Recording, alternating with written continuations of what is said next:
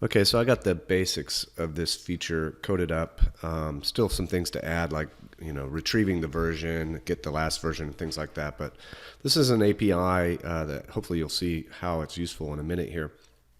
That helps you when you're writing upgrade scripts or updates to check, what version am I at, what version was I at, or am I coming from, and what version am I going to? Have there been any failures and things like that? As an application actually gets out in the wild, you want this stuff built in so that if a customer runs your upgrade and runs into problems, you have a lot of capabilities to determine what the problem is. And ultimately, you have the capability to validate that the upgrade ran successfully remotely, and even let the customer know that things didn't go so well and you should contact customer support. There's a lot that goes into kind of determining all that, and this is just the beginning. Right now I'm using this for my own application. It's not going to be something in the wild, at least not at this point, maybe someday. Anyway, but I need this capability, and so that's what I've got coded up. And I'm pretty happy with the API. I think I'm going to stick with it. So let's check it out. So when you install ArcSQL, you're going to have a version update table created. There's nothing in it at the moment. And let's say I'm writing an application schema, and I want to go ahead and at the top of that, you might want to say version update begin. And this is where you're going to put your application name in. That's kind of your primary key that identifies the application and the version that you are essentially the schema represents.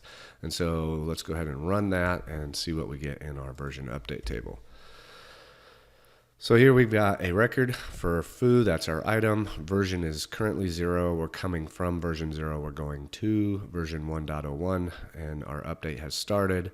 Begin time, end time. No errors at this time, and the record number just kind of keeps track of the most recent record. That helps us do that.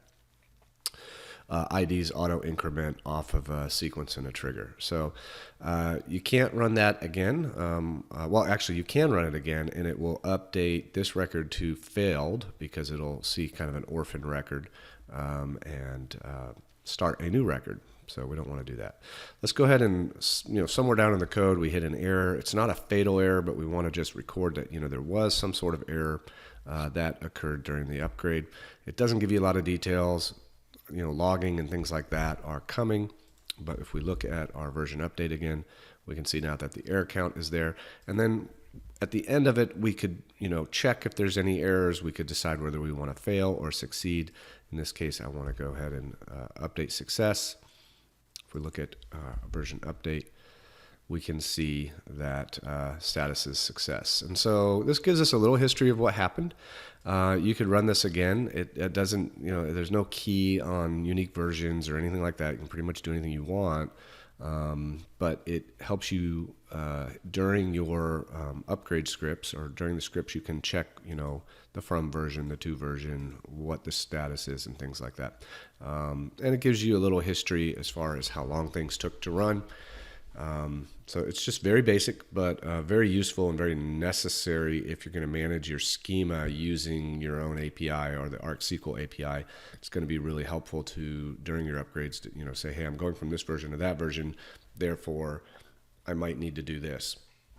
And I say might need because you have to remember, if you have an application that a lot of people are running, there's a good chance that as you've found bugs, you have delivered those bugs fixes to particular customers. And if you just assume that the fix is not there, then you're going to get errors when you try to re-implement the fix potentially.